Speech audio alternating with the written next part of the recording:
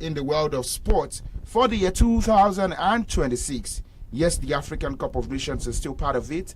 We have the Women's African Cup of Nations also still somewhere in the month of June, July in Morocco. And of course, other developments we can expect there in the world of sports for Nigeria. Will it be the same old story we've been experiencing in recent years? Or 2026 would be a year of development for Nigerian sports?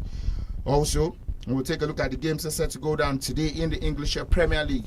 There were a flock of games that went down on Tuesday, but later today also, another set of games at the Charles Park. It will be Crystal Palace against Fulham, at the Anfield, Liverpool against the Leeds, and also at the GTEC Stadium, Brentford against Tottenham. It's a London derby, and Sunderland at this, that's talking about the City Ground. They will be up against the Manchester City later today in the English Premier League. But it's a new year, and we have to celebrate at the moment. I have Peter with me, same as a Dolakbo, where of course we can say once again, Happy New Month to all of our audience who definitely has been on that ride with us, and of course continue the journey with us right here on 32 FM 94.9. From me to you, Happy New Month, and I hope this new month, this new year brings lots of goodies, excitement, blessing onto every one of us and our homes. Good afternoon, Peter. Good afternoon, Dolapo. Yeah, SAMIES, good afternoon. Pleasure to be here. Pleasure to be doing this at the start of the new year. You know, I was a bit shook when you mentioned the new month because, and I felt, okay, month, yeah, you know, how these things work. So, I mean, you're right in some, in a big way, you know. So, put that aside. Yeah, you've talked about so many things that have happened since I left Scoreboard in 15 in the morning. Yes, I mentioned 𝐂𝐈𝐒𝐿 was currently playing out in the UK, and now it's the new year. So that's like a shocker when you thought they've got a big game coming up later this weekend against Manchester City. And then the news came that 𝐂𝐈𝐿 will have to go. And it's not new. When you have these signs right from the middle of the month of December last year, after the game against Everton, him saying he's got some sleepless nights. So you put all together that have happened to 𝐂𝐈𝐿 and Chelsea in the last 6 months. You say, hey, he won the Conference League. He got Chelsea a Champions League place. He won the Club World Cup against all odds, I'll say, because the World Club Cup that had super weight in terms of heavyweight. In terms of European football, Chelsea are also heavyweights.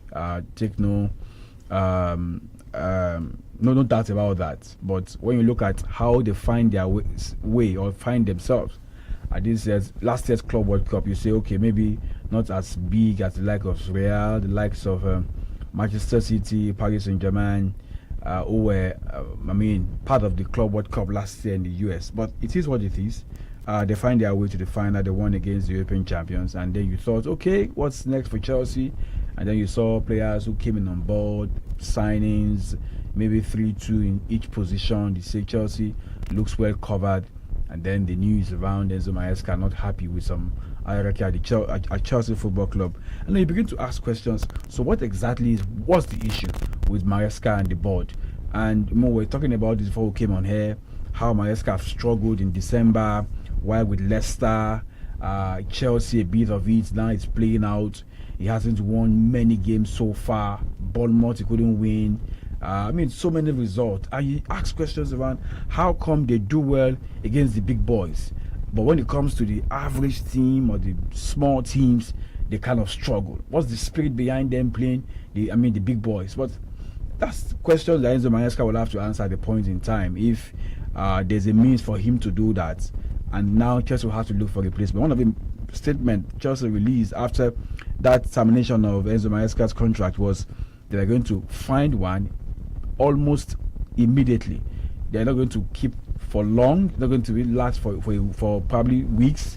So maybe before or after the game against Manchester City, they might come up with name. I've seen Leon Rossinion, the boy, who played at a point in time in the Premier League, now with Strasbourg, in France, part of the Chelsea setup in terms of where they have interest across football in Europe and of course beyond that. So Is he the man to help them? I mean, maybe the name of Oliver Glasner also might come into play. He has refused to sign a new deal with Crystal Palace. Will he take that walk away from Palace on time? Or so there's so many questions being asked around who will be the next man. You can't go to Carlo Ancelotti. He's got a job as the new head coach of the Brazilian national team. So now, as we speak, who is that coach in terms of the one that can walk into Chelsea and get them back? Challenging the big boys for the title. So I can't seem to find any for now. So I just wait to see.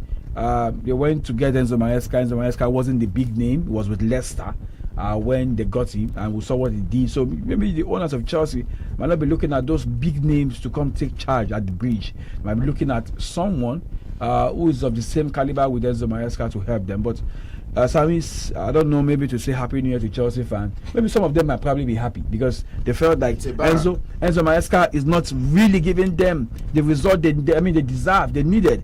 You won the Club World Cup, you should be challenging for the league.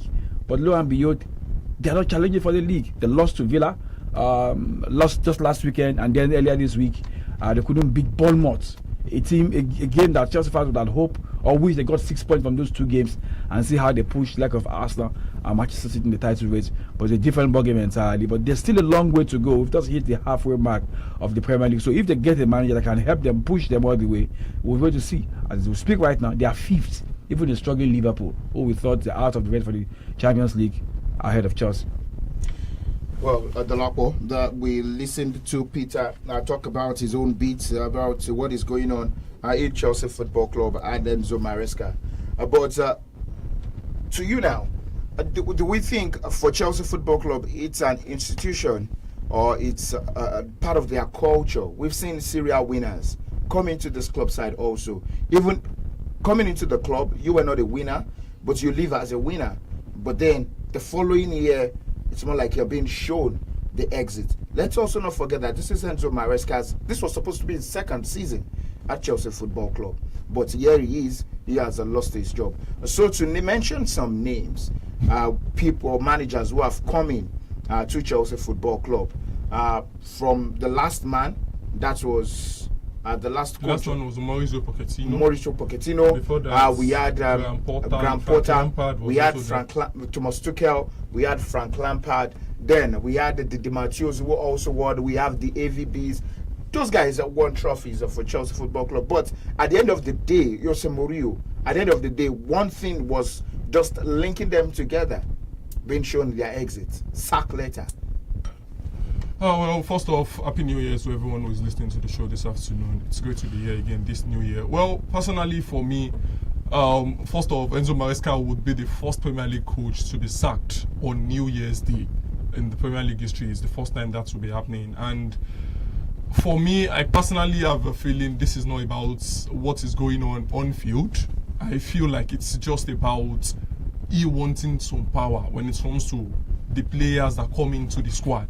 I feel like that is what the problem is exactly. Because after the game against Everton some weeks ago, he said something like his worst ever week as a Chelsea coach and all of that. 48 hours. His worst 48 hours as a Chelsea coach, and a whole lot of media people were asking him questions about, is he about the fans, is he about the players, is he about the board? And he kept on trying to push away the question and trying to make it look like it's nothing and nothing happened, like he said nothing. But then he made a statement, a very big statement as at that time. Then after the game against Bournemouth on Tuesday, Willy Caballero, who was the man who took charge of the press conference, was like the post-match press conference was talking about him being sick. Well, earlier today there was reports that he was never sick. It was just that he was trying to make a decision. And finally today, Chelsea sacked him, or they announced that they terminated his contract, or they've gone different ways.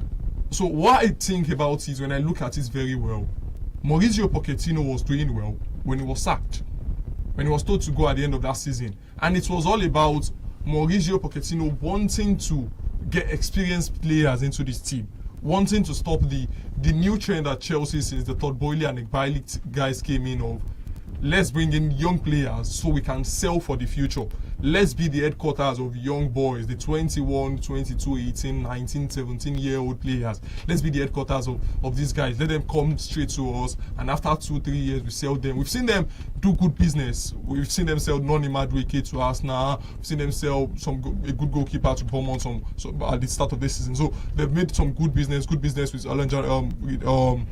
Nicholas Jackson, who went to Bayern as well. So they've done some really good business. But at the end of the day, these coaches want some power. They want to be in charge of signing some players, because Enzo Maresca won the Conference League, he won the FIFA Club World Cup some months back.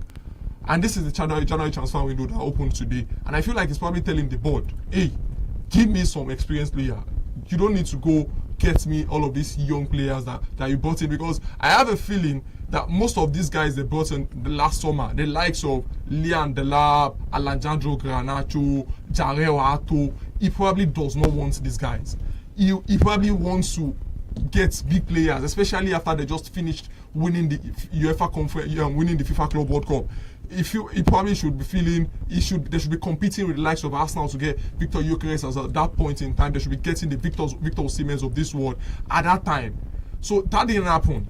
And going into this window, he probably told them, hey, with the way things are going, this is their last 9 games. They've only won 2, and they've only defeated Everton and Cardiff in the last 10 games. In the last 9 games they played. But you look at the team and you feel like if I get some experienced head into this team, we can compete for the big titles. And probably that is what Enzo Maresca has thought about. And the Chelsea hierarchy are not willing to do that for him, and he has decided to walk, which is good for his career now. Because if he has played less than 100 games as a Chelsea coach in less than 2 years, and you won them the FIFA Club World Cup, you won them the Conference League in your first season with the type of players he had, I feel like he's not a loser, and he would get good suitors. This might just be a slap on Chelsea's face at the end of the day. Now, who would have thought that Ruben Amorim would remain and Enzo Maresca would go? I was going there. So for me, I think it is beyond what the optics performance on the field. The optics is all about. There's more. Why I said managers like this will not give you all of that. You know how these things work with managers and club side. There's a contract that you have to sign. This information might probably not go out in the next 6 months, 1 year. We've seen this with so many managers who will probably be saying, why did he leave? Why did he leave? And then in a year or two, those information will come out on why he decided to part ways with Emmanuel signed a 5-year deal, an extension of 1, expansion or extended of 1. If he need to, he extended 1 year contract. But here, look at what we are. Fulfill half of that 5 years or 6 years contract is under the bridge. So football is just like biscuits. You don't know where it's going to crack. So that's what we get. So when you see managers who are struggling in the Premier League or keeping their job, and then Enzo Maresca goes. But again, let's also look at the flip side for Enzo Maresca.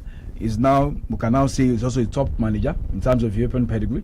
So club side who are struggling should watch it, because Enzo might just be the next man that might be knocking on the door.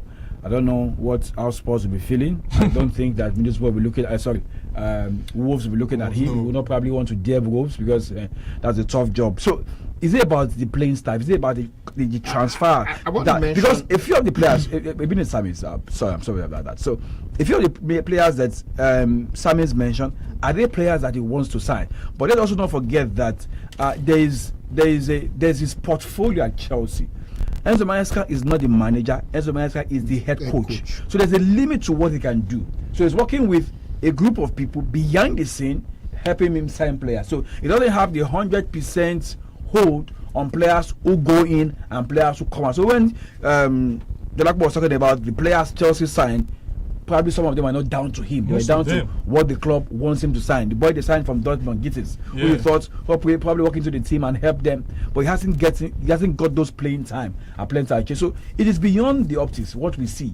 But like I said, hopefully in the coming days or months, we'll probably get the comments of Enzo Maresca about what really happened behind the scene.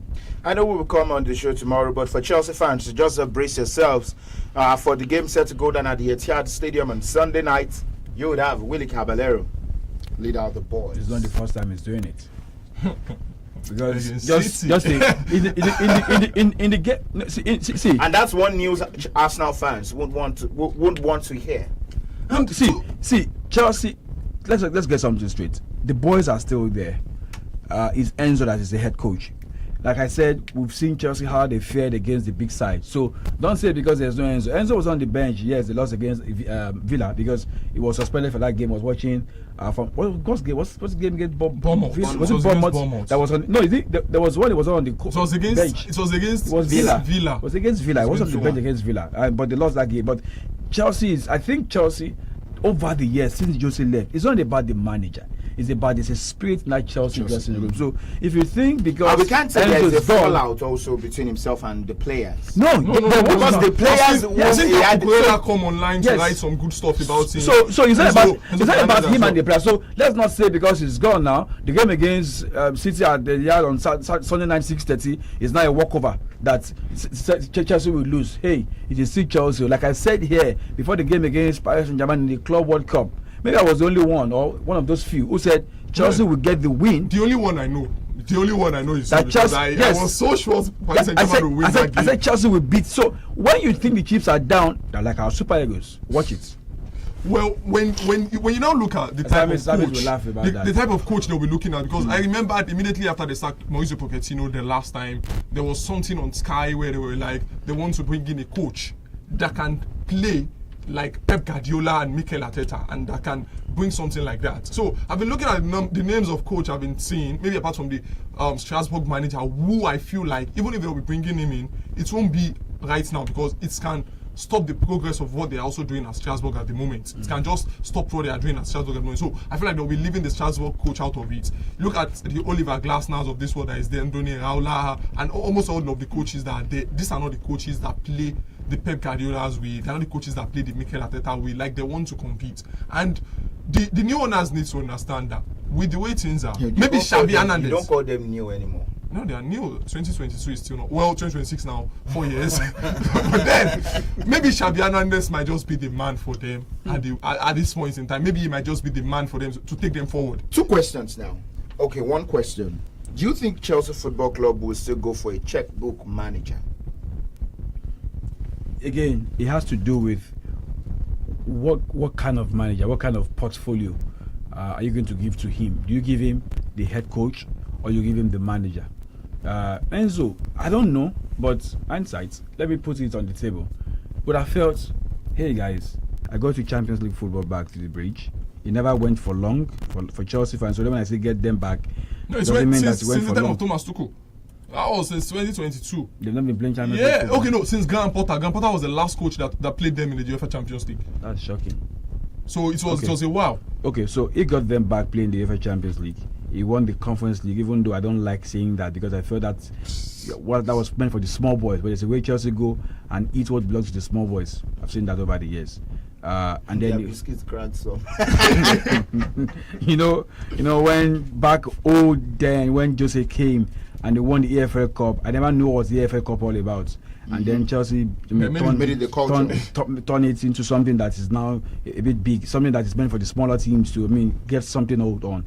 And then the Club World Cup, the Conference League that UEFA said give it to the smaller team for them to have a sense of belonging. Chelsea went there again and won. Chelsea fans, I'm not trying to spite. It's not been spiting. Now, I'm just talking about getting them Champions League football, won the Conference League, won the Club World Cup. Why not make me the manager of the side?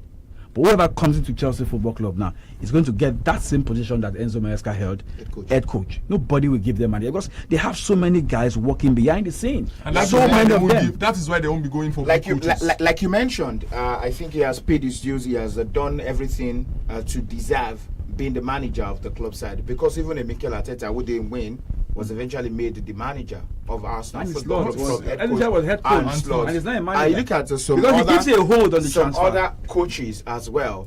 So it dictates what is going on around even in the academy. Yeah, it dictates everything. Yes, as a manager, you have a hold on the academy and everything. The only thing I know he has power on at Chelsea at the moment is just these are the players I want. The way he picked out some players, the Raheem Sterlings of this world, and some other players I don't want to Disasi and all of that. Exactly. That's the only power he has. He doesn't have any other power in that club. Quickly, let's discuss about the African Cup of Nations. Well, 89 goals has been scored thus far at the African Cup of Nations, and at the last round we saw quite an interesting game. But how interesting it was not the best for Gabon, the Panthers of Gabon. 2-0, they lost 3-2, and they made the draws turn another way of the African Cup of Nations round of 16. But the news that came thereafter is Gabon have suspended their national team. I remember the World Cup qualifiers, not the best for them. That's as regards the playoffs. And now the African Cup of Nations, they went there with hope, but their light never shone. But there's something about Gabon that I've noticed right from where we play them. There's a way they just go down when their game hits 80 minutes plus. Against us, we saw how we came during the extra minutes, and then we went on to score 3 goals in that game. Ended 1-1 in 90 minutes. Yesterday, they lead against the Elephants by 2-0, and you thought, okay, probably go back to Libreville with something, or you probably change the discussion, change the round of 16. That there was already a permutation of Côte d'Ivoire. We play against South Africa in the round of 16, and at the point in time it was when we play Nigeria, South Africa. So all of this was playing out, and then lo and behold, Emerson 5. If they won yesterday. Oh, Gabon. Yes, that's what I'm saying. Because I said that it's either that beating the Elephant would have helped them, or put them in the conversation. And for a team that was playing without a PM Aubameyang getting a result against the African champion, you said, "Come on, then, boys, hold on to this result and see what that takes you." But hey, Emerson 5 had a different script entirely. Brought on Amad Diallo and the rest of the boys, and the teenager who came in that game scored the winning goal. 3-2. So what do you expect them to do in Libreville? To rejoice and say, hey, we're happy with what you guys did? It would never be. So they've been suspended. And I also saw pictures of Angola too when they find out that they're not qualifying for the World Cup. So it's a sad one for Gabon. It's a team that almost qualified for the World Cup, did well during the World Cup qualifiers, and could not hold on to that 2-goal lead against the Elephants of Côte d'Ivoire. Something is wrong with them when it comes to them playing extra minutes in games. So if they're suspended, well, what did they get to lose? What did they get to gain? Nothing for them again this year. So, but you know that the Nations Cup qualifiers will start, but Gabon can probably still wait for another 2-3 months to settle the national team. All right, so one which really concerns us, Algeria and the Super Eagles of Nigeria. We finished the group stages with a maximum 9 points. But what is on ground is the 9 points course. Are we really going to break it? Because since 1996, we've only had 3 nations to win the African Cup of Nations after their good performance in the group stages. We have Cameroon in 2002, Egypt in 2010, and Algeria in 2019. So they defeated the Super Eagles and Rus. 2019, Algeria were the champions. Yes. They end up winning. 2010, Egypt they won. And what 2002, Cameroon beat Senegal. That was the World Cup year, the Korea-Japan World Cup. So it speaks about something. But look at how long that has been. For me, 9 points, was it good? Was good. But last time we had 9 points, we know what happened. Mozambique and Tanzania are the least of the round of 16. So you expect both the host and the Super Eagles to get a win, but it's football. And it's like our biscuit. I have a feeling one of them would qualify. Either Mozambique or Tanzania would qualify. One of those two. I don't know where. Mozambique have the chance. I don't know how. No, Morocco will kill those ones. I don't know how. But that will be the first time Tanzania will be qualifying to the round of 16. Tanzania, it looks like enjoy the round of 16. Enjoy the numbers that will come watch. The global view you will get playing the host in that beautiful stadium. But for Mozambique against Nigeria, like we said, anybody that can probably not get it done is Nigeria. This is the Super Eagles of Nigeria. You can never predict them. I pray it doesn't happen. All right. We will go now. We will come tomorrow, and then we take a look at the nations also who are the maximum 9 points, but they didn't make it into the finals, or didn't win the African Cup of Nations. And then the transfer window. We talk about players that are coming in and they definitely are going out in the next couple of days with their respective club sides. I have done this alongside Peter and Dolakbo, and of course I say once again, Happy New Year. Happy New Month. Let's celebrate and enjoy the year 2026. I'm SAMIES, your sports captain. I'll say you enjoy the rest of the day and, of course, the rest of the year.